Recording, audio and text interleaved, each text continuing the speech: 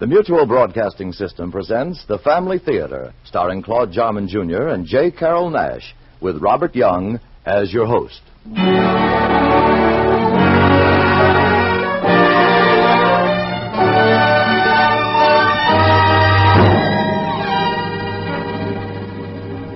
More things are wrought by prayer than this world dreams of.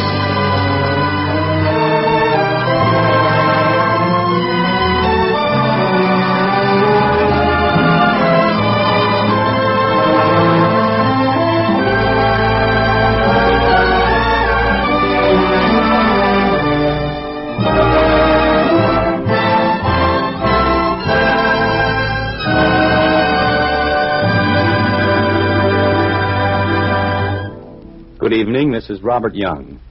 I hope that by now listening to Family Theater has become a habit with you. It ought to be, because Family Theater is your program, you know, dedicated to your family. The idea for this program came from among you in the radio audience. You asked that we, the performers of pictures and radio, and the technical people, get together and bring you, the Family Theater, to acknowledge all the fundamental things we deeply believe in. We believe, as you do, that a happy family is just about the greatest thing a man could wish for. And we sincerely believe that prayer, family prayer, prayers asking God for His help, and prayers acknowledging that help, will keep our families together and happy.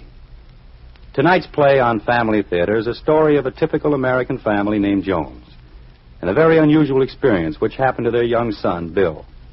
But wait a minute, rather than my telling you, why not listen to our original story by D.H. Johnson, entitled Let Us Remember, featuring that young star of the yearling, Claude Jarman Jr. and J. Carroll Nash.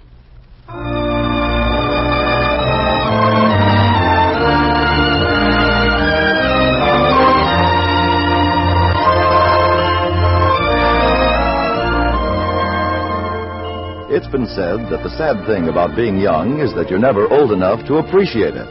Take young Bill Jones, for example. He has the youth for which many of us would trade all our possessions. He has good health, a good brain, and, judging by the house on whose back steps he is now unhappily sitting, a good home. And yet, to his pal Skinny, Bill is saying, Gee, I wish I was an old man. I wish I was real elderly. I wish I was 35 or 40 even. Yeah? What would you do? Nothing. I'd have already done it. Done what? Made my money. Oh. Yeah, then I wouldn't need to worry like I'm doing now about where am I going to get $1. Gee, $1 little, and if I don't get it, I'm sunk. You still beating your gums about that? Gee whiz, Skinny, who wouldn't? You know what I promised, don't you? A guy can't go back on his promise, can he? It's been done. Not by me. I told the guys I'd meet him at the drugstore at noon Saturday, and I'd have $1 to buy 'em all sodas. And I've got to be there at noon. Oh, it's 11 now. Don't I know it? Where are you going to get $1? That's you. Always bringing up a fresh subject. Say, you haven't got $1, have you? Hey, I know. Maybe your sister could let you have it. You asked Julie. I did. You mean she would... Yeah, she tried to borrow $1 from me. Oh, that's girls for you. They got no idea of the value of money. Oh, hey, I got it. Your dad's home today, ain't he? No use asking him, Skinny. Well, why not? Your dad's a swell guy. Not this morning. Huh? He's in the den, working on his income tax.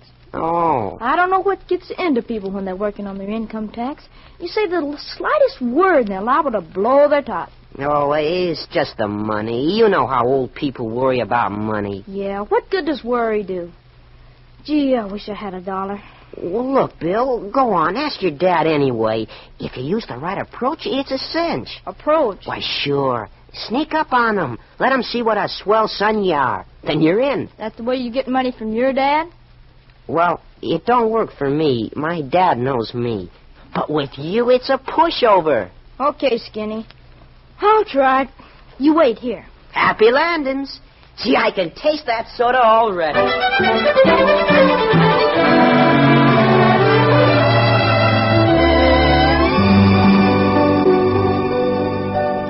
Let's see. 9, 14, 21, and 7 is 28, 36, 43, and 11 is 54. Hi there, Dad. Oh, now I've got to do that whole column over again. What's doing, Dad?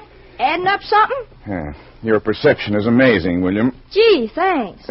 Look, son, I'm sort of busy.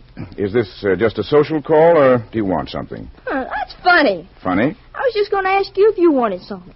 I mean, is there anything I can do for you? Yes, son. You can go back outdoors.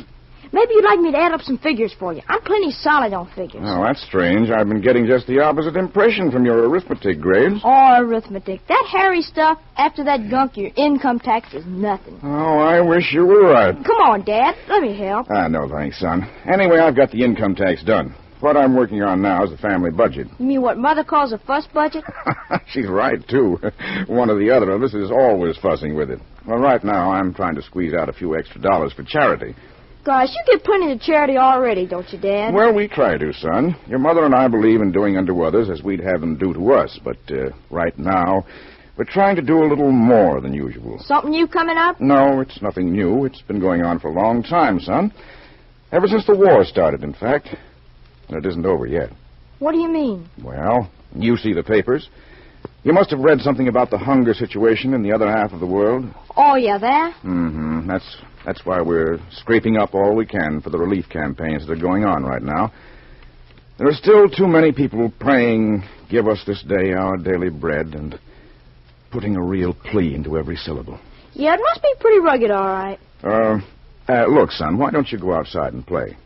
Well, listen, Dad, I really did come in because I wanted something. Yes, I suspected that. Look, you don't want the guys to be calling me a Nicky, do you? Well, whatever that means, I imagine I don't. Okay, then. You've got to help me, Dad. I'm really in a spot. So? What's afoot? Afoot? Oh, to use the classical phrase, what gives? Well, you see, I was coming home from school yesterday, and something kind of hit me. Not hard, I hope. I mean, kind of an idea. You know what I mean. So I said to a bunch of the kids, I said, meet me at the drugstore Saturday noon. I'll buy you all sodas. I'll have $1. Well, is that all? Well, all except one thing, Dad. I haven't got the $1.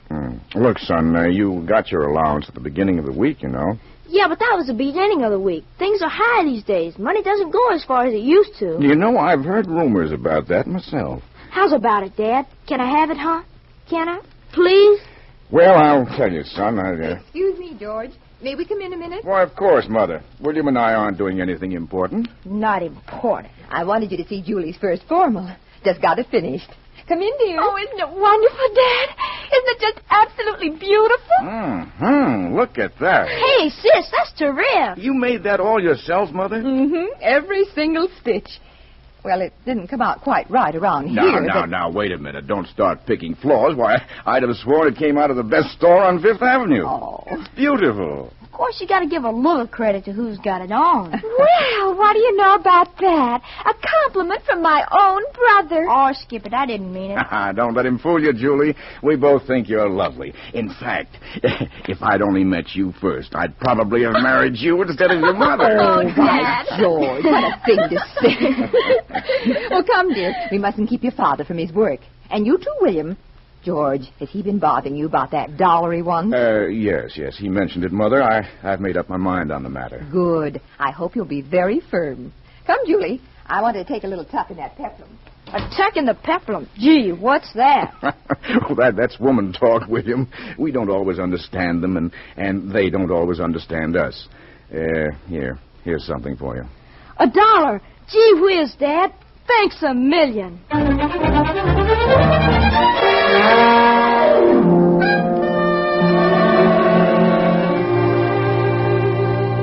I got it, Skinny. Look. Oh, boy, a whole buck. Get that soda fountain ready. Here I come. I'll be coming around the fountain when I come. Let's go this I'll way. be We'll coming take the around the shortcut through the fountain park. when I come. I'll be coming around the fountain with a soda like a mountain. I'll be coming around the fountain.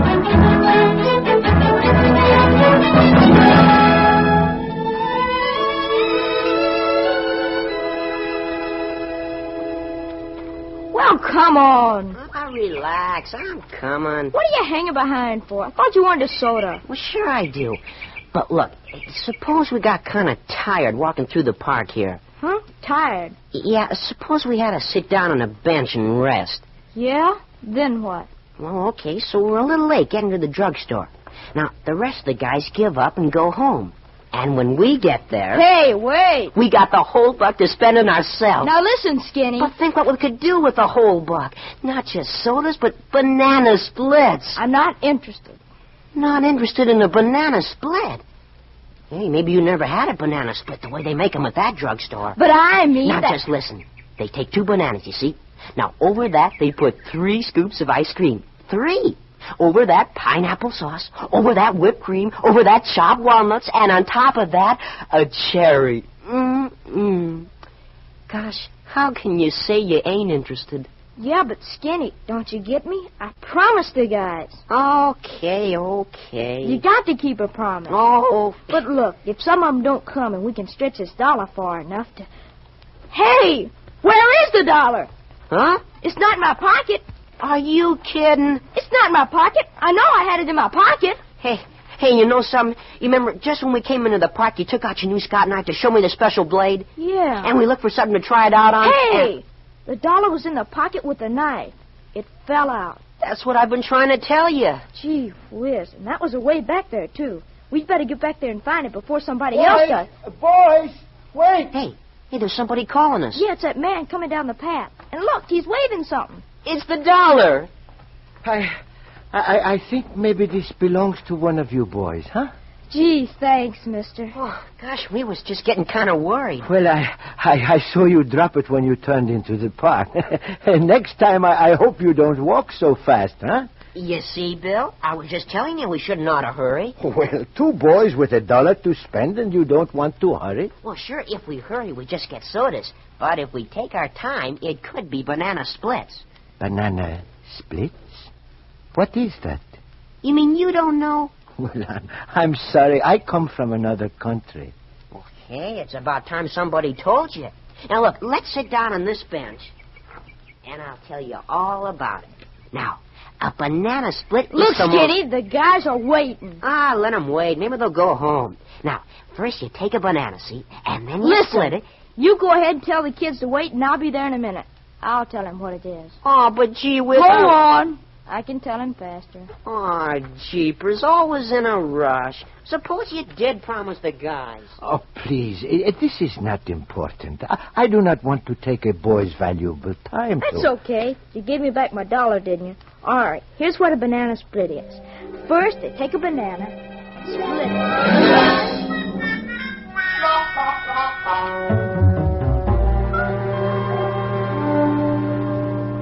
Whipped cream, chopped walnuts, and a cherry. This is, how do you say, edible? Sure, it's super. Super? Yeah, good. Well, I hope you excuse my saying this. It does not sound good. Maybe that's just because you don't have such things in your country, huh? No. In my country now, we do not have much of anything. Not ice cream, even? Many times, not even bread. Gee, that's kind of tough. What country do you come from, mister? Which one? Oh, it doesn't matter. There are many countries like mine. They speak different tongues, yes, but there is one thing they all understand. What it is like to be hungry and cold and bitter. Look, what is it like, mister? Well, how can I tell you? You are an American boy. Maybe you've never even been hungry. Sure, I've been hungry. Oh? Yeah, gee whiz. Just last summer, me and some of the guys in my scout troop went on a hike. And we went off and forgot our lunches and... What's the matter? What are you looking at me that way for? How long were you hungry? Well, we started out right after breakfast, and we didn't get back till late that night. One day. Well, gee whiz, I was hungry, wasn't I? Well, I'm glad you do not know what hunger is. It is a bad thing to know. It does a bad thing to your heart. The hunger that goes on not for a day, but months and years. A little to eat, yes, but never quite enough. And something happening to your heart that is worse than anything that could happen to your body. It is what... Oh, I'm sorry. Maybe we should talk of more pleasant things, huh? But honest, mister, I want to know, what is it like? Well, no. But gosh, mister, I explain things to you. Well, all right. If you want, I will try to tell you. You were very kind explaining to me. But what I say is not going to be kind, maybe. Maybe it hurts. That's okay. I'm no softy. All right.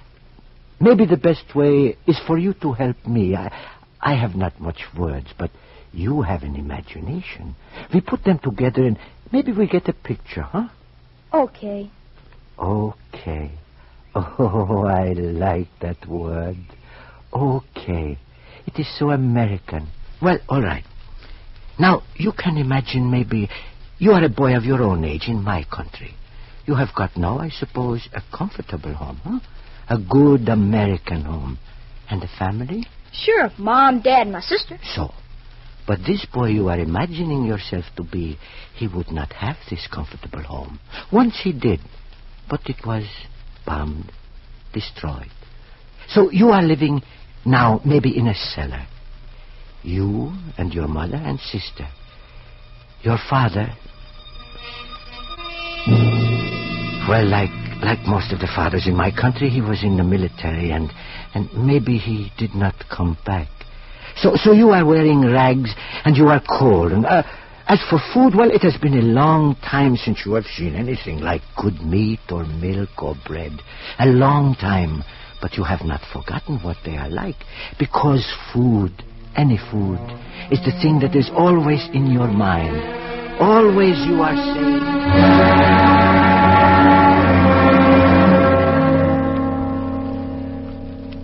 Mom, haven't we got anything to eat? Anything? Oh, I'm sorry, son. There's just a little of the potato soup we had yesterday. Can I, Mom? Please?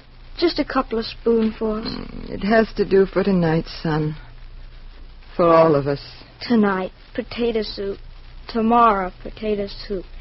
Potato soup when we got potatoes. Well, maybe Julie will bring something home. Okay, Mom. I'll wait. You're a good boy, William. You don't complain very much. Oh, I guess I haven't much to complain about compared to you, Mom. Now, don't you worry about me, William. This trouble will all be over someday. Someday. Someday. But when? I don't know, son. I don't know. Oh, Julie? Julie. Did you get anything? Did you get any food, sis? Nothing. No. Nothing.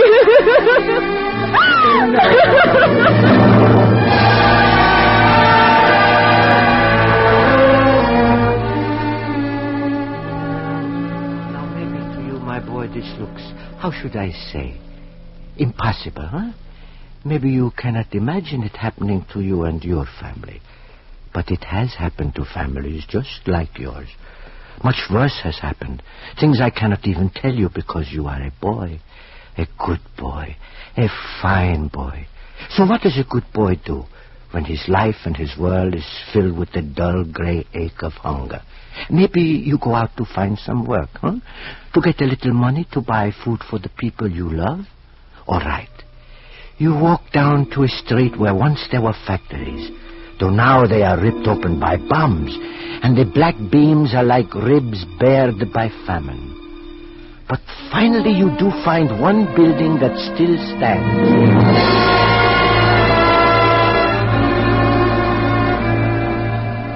Please, is there any kind of a job I could get here? Run along, kid. Please, any kind of a job. I'll do anything. Please. How can I give anybody a job? I have no machines, no materials, no nothing. Now, get out!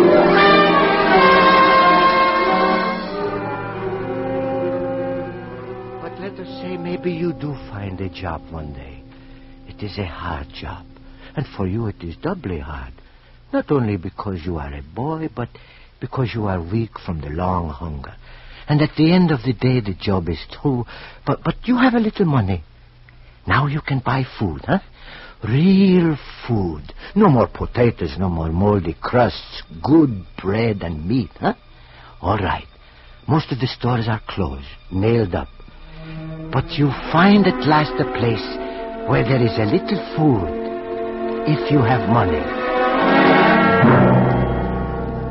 All right, kid. Speak up. Don't just stand there staring. What do you want? Could I buy a little of that meat? Meat?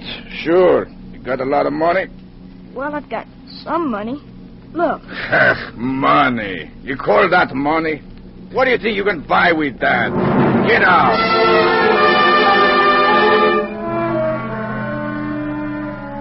Prices are high in the black market. And nowhere, it seems to you now, is there pity. Is there help? Is there even understanding for you? A boy lonely and afraid in a world he never made. So in your rags and your clothes you walk and walk and walk. And you come maybe to a shop window where there is bread. Loaves of bread. There behind the glass. And into your mind there comes the thought.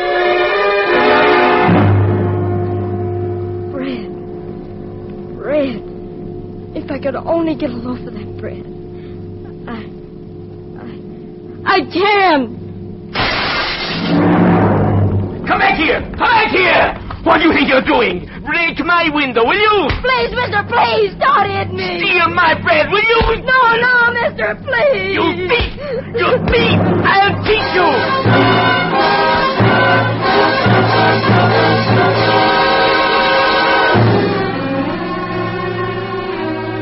Little by little, driven by hunger, you will sacrifice everything you have known as moral. Soon you will not only steal, you will kill to get what you want. And you and your gang will form a hard little island of hate and bitterness. You will grow up into a group of men pitted against everything that is decent in the world. But I don't want to do that. And someday to your islands of hate, maybe there'll come another Hitler. And he'll mold your hunger and your bitterness and your disregard of all morals into another war. And he'll lead your generation into more years of senseless destruction. But I don't want that to happen. I don't want another war. I don't want it.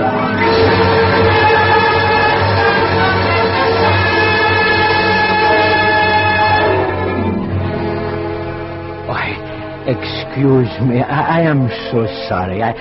I knew it would not be kind to tell you these things. What hunger can do to your heart. But I don't want it to happen. I don't want it. Well, who does? Because all the future of the world is in the hands of that boy you imagined yourself to be. His world is going to be what he makes it now. And your world, too. Hey, what's the matter with you, Bill? The guys are waiting. Come on. Oh, maybe you had better go. Remember, you promised, huh? Well, I guess. Okay. Goodbye, mister. Goodbye, my boy. Maybe I will see you again sometime, huh? Hey, Bill, what were you talking to him about so long? Oh, you wouldn't get it, Skinny. Hey, what am I, a moron or something? Maybe you would get it at that. Look, what we were talking about...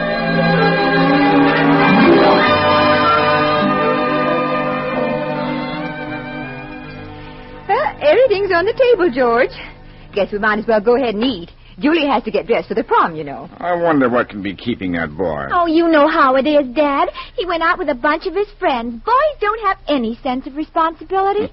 Meaning that girls have? Well, I will say that girls usually come home to meals. But he wasn't even here for lunch. Well, I suppose the soda took care of that, but still, I can't... Gee, am I glad to see you people. Gosh, Julie, you look pretty. My goodness. And gee, Mom, you're looking swell. Well, thank you, William. I'm feeling very well. And Pop, gee whiz, just let me touch you. Son, what's got into you? What was in that soda? Oh, I didn't even have a soda. Why should I want all that goo and gum? Well, that's a new angle for you. Yeah, and I guess I got a new angle on something else today, Dad. You remember what you said to me this morning about trying to scrape up some money for the relief campaign? Now, don't tell me you actually heard me. I did, Dad. And you can turn this in when you turn in ours. My gracious. What's that? Look at all the money. $3.43. One of the dollars is what you gave me, Dad. The other one belonged to Skinny. He had it all the time. Can you imagine it? And the rest comes from all the guys in the neighborhood. The guys in the neighborhood? Yeah, the fellas at the drugstore. I gave them a real pep talk. I really cracked down on them. You? Out soliciting contributions for famine relief? And why not? I got a brain, haven't I? I can see the need, can't I? Well, you've certainly never shown any signs of it before. Signs of what, a brain? Oh, children, please. Now, let's eat our dinner. Thank you, Mother. William, will you say grace? Me? You mean me? Yes, I think you've shown that you're old enough to begin. Gee whiz. Okay. Dear Lord, we thank you for this food. As we eat it, let us remember that the people we're sharing our food with are people just like us. And help us to help them to help us to build us all a better world. Amen.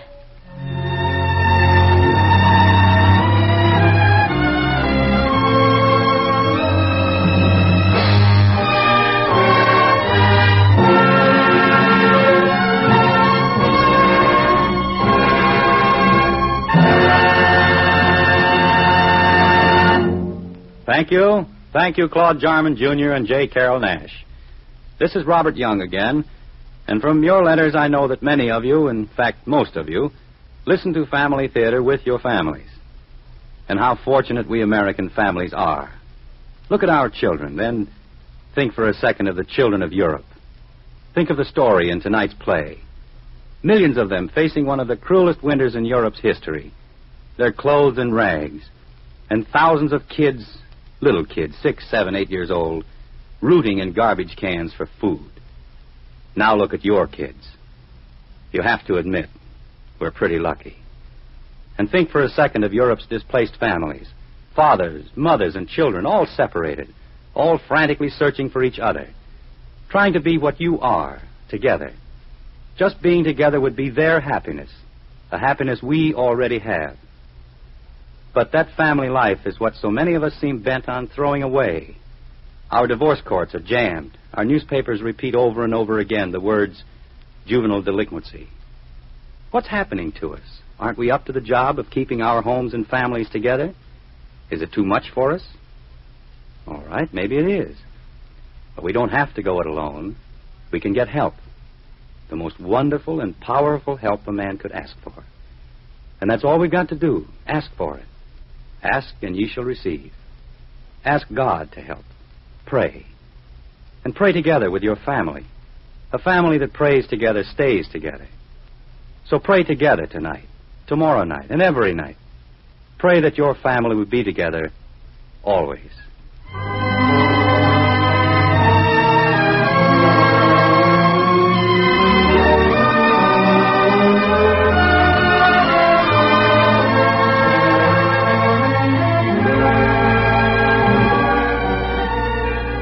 Our thanks to tonight's stars, Robert Young, Claude Jarman, Jr., and J. Carroll Nash. Before saying goodnight, we want to express our thanks to all of you who have helped make this program possible. Thanks also to Fred Mackay for directing our play tonight, and to our producer, Bob Longnecker. Next week, our stars on the Family Theater will be Edward G. Robinson, Pat O'Brien, and Bill Williams in an original story by True Boardman entitled Work of a Lifetime.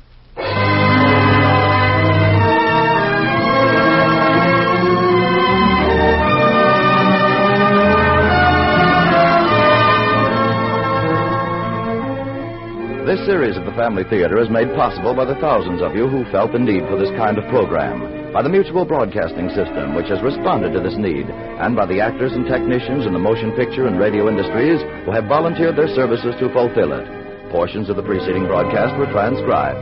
This program is heard overseas through the facilities of the United States Armed Forces Radio Service. Tony Lafrano speaking. This is the Mutual Broadcasting System.